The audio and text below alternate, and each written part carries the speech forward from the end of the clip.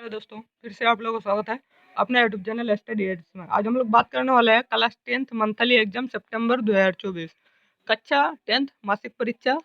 आज हम लोग संस्कृत के सब्जेक्टिव के आज हम लोग रियल प्रश्न पत्रों को कवर करेंगे, जो आप लोगों को 23 सितंबर को यही प्रश्न पत्र हूबहू दिखने को मिलेगा। और जितने भी स्टूडेंट चैनल पे वीडियो देख रहे हैं, वीडियो को लाइक और अभी तक चैनल को सब्सक्राइब नहीं किया है, चैनल को सब्सक्राइब कर लें और अपने दोस्तों को भी शेयर कर देते। तो चलिए दोस्तों, समय आप लोगों को 1 घंटा 30 मिनट का दिया जाएगा और फुल मार्क्स आप लोगों को 50 नंबर का रहेंगे। और आप लोगों को यहाँ सेट कोड देख सकते हैं 105 दिया हुआ है। अब सब्जेक्टिव के क्वेश्चन कवर करवा दिए हैं, आप लोग नहीं देखे तो चैनल को विजिट करके सब्जेक्टिव प्रश्नों को देख लेंगे। तो चलिए दोस्तों देखते हैं। आज अब हम लोग सब्जेक्टिव प्रश्नों को कवर करेंगे, ऑब्जेक्टिव कवर करवा दिए हैं क्लास में। तो चलिए दोस्तों देखते हैं स्क्रीन की ओर क्या कह रहा है। खंड ब वस्तनीय प्रश्न, निम्नलिखित प्रश्नों में से किन्हीं 5 प्रश्नों का उत्तर प्रत्येक में 2 अंक, प्रत्येक में प्रश्न अंक दें, प्रत्येक में 5 अंक निर्धारित है। तो चलिए दोस्तों, आप लोगों को निम्नलिखित में से किन्हीं 5 प्रश्नों का उत्तर देना है। तो चलिए दोस्तों देखते हैं स्क्रीन की ओर क्या कह रहा है।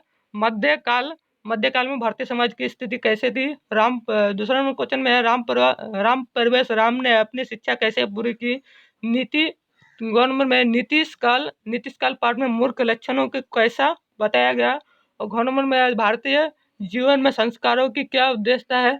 भारतीय महिमा पाठ में क्या वर्णित है। आधुनिक संस्कृत लेखिकाओं का क्या उल्लेख है। और पाटलिपुत्र में विद्यमान दर्शनीय स्थलों का उल्लेख करें। और नाम और रूप को छोड़कर विद्वान विद्वान देवलोक किस प्रकार पाते हैं। तो चलिए दोस्तों, आप लोगों को किन्हीं 5 प्रश्नों का उत्तर देना है। देख सकते हैं स्वरूप पाठ का मुख्य उद्देश्य क्या है। जन्म पूर्व संस्कारों पर प्रकाश डाले। तो चलिए दोस्तों, अब हम लोग डायरेक्ट जो है आंसर को कवर करेंगे, जो आप लोगों को स्क्रीन में दिख रहा होगा। डायरेक्ट अब आंसर हम बताएंगे। तो चलिए दोस्तों, आप लोग नोट करते चलिएगा। देखिए आप पहला में किन्हीं निम्नलिखित प्रश्न में से किन्हीं 5 प्रश्नों का उत्तर देना है, आप लोगों को बताया पहले।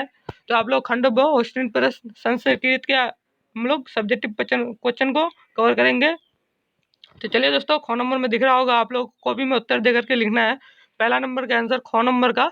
और राम प्रवेश राम अभावग्रस्त जीवन यापन करने हेतु स्नेहिल शिक्षक का स्नातक पाकर अनेक बाधाओं से लड़ता हुआ केंद्रीय लोक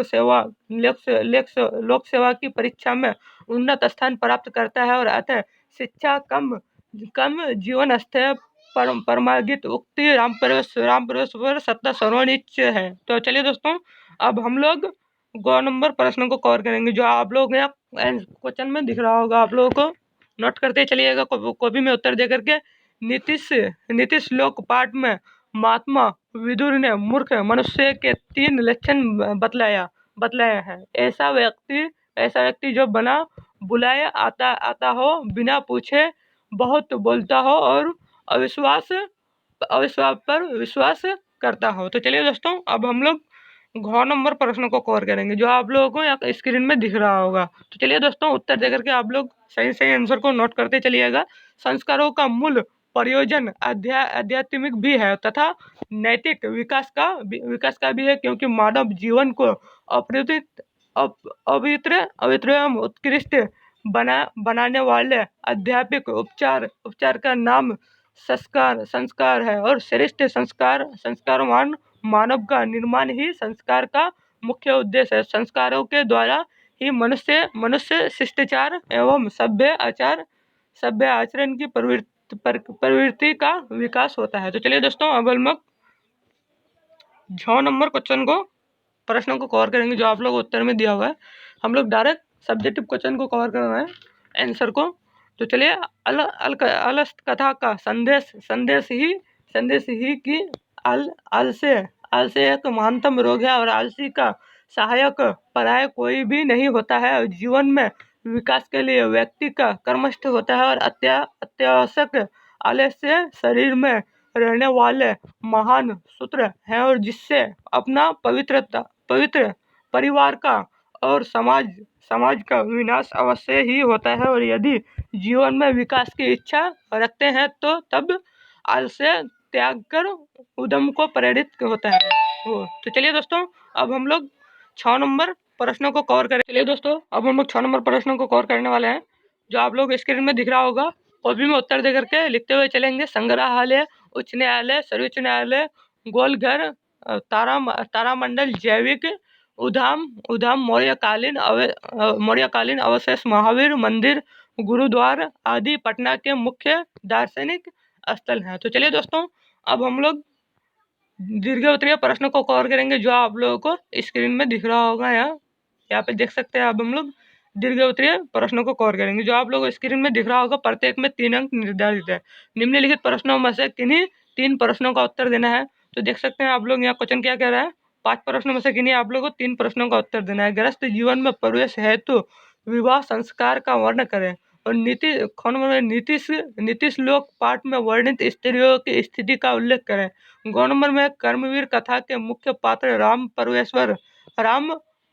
राम के जीवन से ही हमें क्या शिक्षा मिलती है। और स्वामी दयानंद ने समाज के सुधार के लिए क्या क्या किया। तो आप लोग यहाँ अंगा नंबर में क्वेश्चन में देख रहा है, निम्नलिखित विषयों में से किसी एक विषय पर संस्कृत में 5 वाक्य में अनुच्छेद करें। तो चलिए दोस्तों, अब हम लोग डायरेक्ट सब्जेक्टिव प्रश्न को कवर करेंगे, जो आप लोगों को स्क्रीन में दिख रहा होगा। डायरेक्ट अब हम लोग आंसर को कवर करेंगे, जो आप लोगों को स्क्रीन में दिख रहा होगा। तो चलिए दोस्तों, देखते हैं। स्क्रीन की ओर दिख रहा होगा खंड बहुविष्टनीय प्रश्न। तो ये तो कवर करवा दें 5 क्वेश्चन। अब हम लोग दीर्घ उत्तरीय प्रश्न को कवर करेंगे, जो है आप लोगों को दिख रहा होगा स्क्रीन में। 2 नंबर प्रश्न जो है, निम्नलिखित प्रश्नों में से किन्हीं 3 प्रश्नों का उत्तर देना है। तो आप लोग यहाँ स्क्रीन में लेकर के आएंगे क्वेश्चन, देख सकते हैं। आप लोग को उत्तर देना है।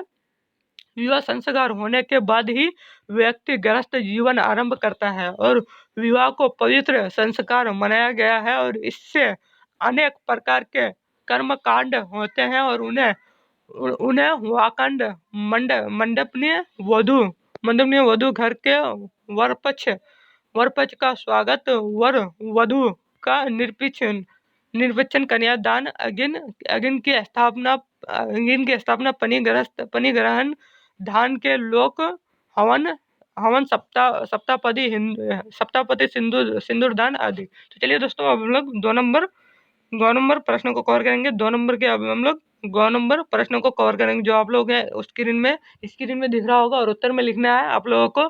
कर्मवीर राम परमेश्वर था, और कर्मवीर शब्द से ही अभाव होने लगता है कि निश्चय ही कोई ऐसा कर्मवीर है, जो अपनी निष्ठा, उद्यम, सेवा भाव आदि के द्वारा उत्तम पद को प्राप्त किए हुए हैं। और प्राप्त पाठ में एक ऐसे ही कर्मवीर की चर्चा है, जो अभावग्रस्त जीवन यापन करने हेतु भी स्नेहिल शिक्षक का सानिध्य पाकर विविध बाधाओं से लड़ता हुआ एक दिन शीर्ष पद पर प्राप्त कर लेता है। और मनुष्य की जीवन तना निष्ठ, सच्चरित्रता आदि गुण उसे निश्चय ही सफलता ही सीढ़ी पर अग्रसरित करते हैं। और अतः हमें भी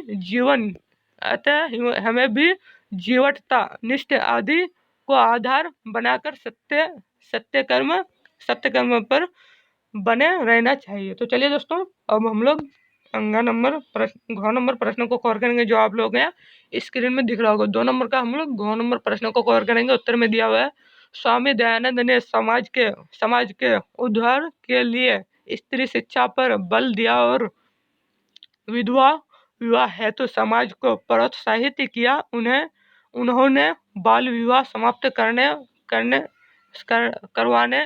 करवाने और मूर्ति पूजा का विरोध और छुआछूत समाप्त कराने का प्रयत्न किया। तो चलिए दोस्तों, आपको सब्जेक्टिव का क्लास कैसा लगा कमेंट करके जरूर बताएंगे। अब हम लोग यहीं तक आज का क्लास को एंड करते हैं, फिर मिलते हैं नेक्स्ट वीडियो में। जय हिंद, जय भारत।